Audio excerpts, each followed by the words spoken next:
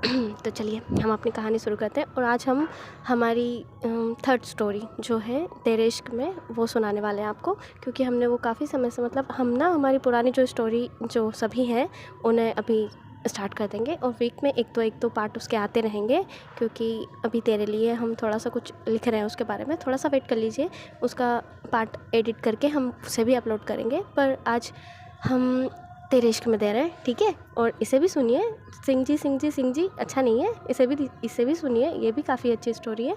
आप आके सुनेंगे तो आपको पता लगेगा, ठीक है। तो चलिए हम अपनी कहानी शुरू करते हैं। तो पिछले भाग में हमने जाना था कि हमारी रीवा ऋषि को अपने स्कूल छोड़कर अपने स्कूल के लिए निकल चुकी थी। और फिर कुछ देर बाद रीवा ऋषि की हाफ डे लीव के लिए उसके स्कूल आई थी। तो चलिए हम अपनी कहानी शुरू करते हैं।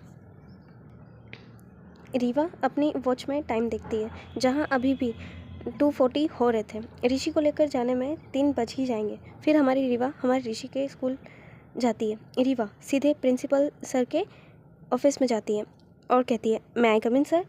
प्रिंसिपल सर, अरे रीवा बेटा आओ, और बड़े दिनों बाद दिखाई दी हो तुम हमें।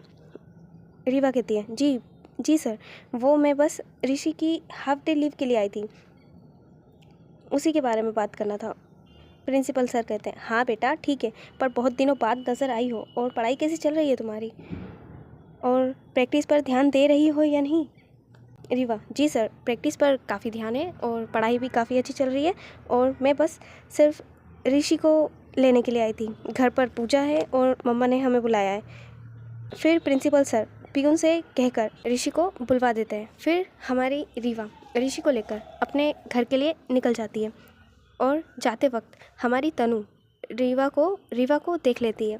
तनु, क्या ये रीवा थी, और अगर हाँ तो ये इतना बदल कैसे गई, और इन्हें अभी तक पता नहीं है कि मैं आ गई हूँ, और ये इस तरह इग्नोर करके गई है मुझे। ऋषि रीवा से कहता है, दी आपने तनु दी को इग्नोर किया क्यों। रीवा कहती है, मैंने किसी को इग्नोर नहीं किया है, और तुम जल्दी करो, हमें घर जाना है, और ये फालतू की बातों पर ध्यान मत दो, समझे। इस तरह की बातें करने में अपना टाइम वेस्ट मत करो। ऋषि, अच्छा ठीक है। फिर हमारी रीवा और ऋषि अपने घर के लिए निकल जाते हैं। रीवा और ऋषि घर आ चुके थे। रीवा की मम्मा कहती है, बेटा वो सीमा जी के घर कहकर आना था पूजा का, और तुम जाओ उन्हें बोलाओ कि आज घर पर पूजा है और उन्हें आना है। रीवा कहती है, मम्मा ऋषि चला जाएगा ना, मेरा जाना ज़रूरी है क्या। रीवा की मम्मा कहती है, अच्छा ऋषि बड़ा है या तुम। रीवा, अच्छा ठीक है, पर वो आएंगी हमारे वहाँ। रीवा की मम्मा कहती है, कुछ नहीं, तुम जाओ जल्दी और फिर हमारी मदद करना, और वो आ जाएंगी। और पंडित जी भी अभी तक आए नहीं है, पता करो कहाँ रह गए वो। रीवा कहती है, ठीक है अभी आती हूँ, फिर पता लगाती हूँ। फिर हमारी रीवा जी सीमा जी के घर जाती है और डोरबेल बजाती है, और गेट खुलता है, और गेट ओपन हमारी तनु करती है। रीवा तनु के फेस साइड ना देखकर वो साइड में देख रही थी, और कहती है कि सीमा आंटी से कह देना कि मम्मा ने घर पर पूजा रखी है और उन्हें बुलाया है, और शाम को पूजा है, ठीक है।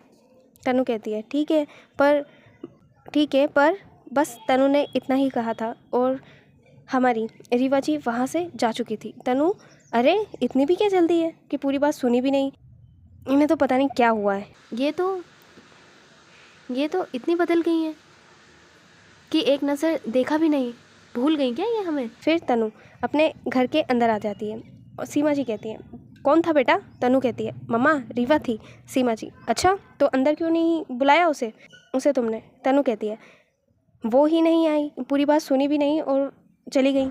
सीमा जी कहती है, आई क्यों थी। तनु बताती है, वो आंटी ने घर पर पूजा रखी है और आपको बुलाया है। सीमा जी कहती है, अच्छा ठीक है, तुम भी तैयार हो जाओ, हम चलते हैं। फिर कुछ देर बाद रीवा के घर पर भजन शुरू हो गए थे। रीवा और उसके दोस्त नूर और शौर्य भी आ चुके थे, जो कि रीवा की मम्मा की हेल्प कर रहे थे। शौर्य रीवा के पास आकर धीरे से उसके कान में कहता है, ओए देख तेरी पड़ोसन आ गई। रीवा ने सर उठाकर देखा। तनु दरवाजे पर खड़ी थी अपनी मम्मा के पीछे। उसने एक बहुत सिंपल सी कुर्ती पहनी हुई थी, बाल खुले थे उसने एक बार पूरे कमरे में नज़र घुमाई और फिर उसकी नज़र रीवा पर ठहर गई। रीवा ने फ़ौरन अपनी नज़रें फ़ोन पर टिका ली। वो दिखाना चाहती थी कि उसे कोई फ़र्क नहीं पड़ता। तनु ने सीमा जी के पास आकर प्रसाद लिया और रीवा की मम्मी के साथ बातें करने लगी। रीवा दूर खड़ी होकर उसे देख रही थी। तनु पहले से ज़्यादा शांत लग रही थी। तभी नूर रीवा के पास आती है और कहती है, रीवा, ये तो वही है ना तेरी बचपन की दोस्त, और ये तो काफ़ी क्यूट और प्यारी है। मैं इसे देखकर 100% श्योर हूँ कि तूने ही कुछ किया होगा। इसे देखकर तो लगता ही नहीं है कि ये किसी को हर्ट भी कर सकती है। रीवा, हाँ, अक्सर आंखें धोखा खाती है। जो होता है हम देख नहीं पाते और जो नहीं होता उसे ही सच मानकर बैठे होते हैं। नूर, हाँ, चल, अपना ज्ञान अपने पास रख, ठीक है। रीवा, तू ना मार खाएगी किसी दिन मुझसे। नूर, अच्छा, नूर कहती, अच्छा जाना, बात कर ले थोड़ी। और अब तो ये हमारे ही स्कूल में है ना। रीवा, स्कूल में है पर क्लास में नहीं। और हाँ, वो छोटी है ऋषि के स्कूल में, समझी। नूर, छोटी है, कहाँ से छोटी है? जिराफ जैसी तो है, जिराफ जैसी तो दिख रही है। शौर्य, ओए ये हो क्या रहा है? और नूर, वो जिराफ नहीं है, पहले देख तो उसे। नूर, देखा है तभी तो कह रही हूँ ना। और ये रीवा की बच्ची कह रही है कि वो छोटी है और ऋषि के स्कूल में पढ़ती है। शौर्य कहता है, तो सही तो कह रही है। नूर, तो सही तो कह रही है। नूर, अच्छा अब तू भी। रीवा कहती है, हाँ तो मैं क्यों जाऊँ उसके पास, वो भी तो, उसके पास भी तो पैर है, वो आ सकती है बात करने के लिए। तनु देखती है कि रीवा उसे देख रही है तो उसने एक छोटी सी स्माइल पास की और रीवा को देखा। रीवा का दिल एक पल के लिए धड़का पर उसने फ़ौरन अपना फेस साइड कर लिया। रीवा वहाँ से किचन की ओर बढ़ गई। नूर और शौर्य, यार आखिर हुआ क्या था इनके बीच में? और रीवा ऐसे बिहेव क्यों कर रही है?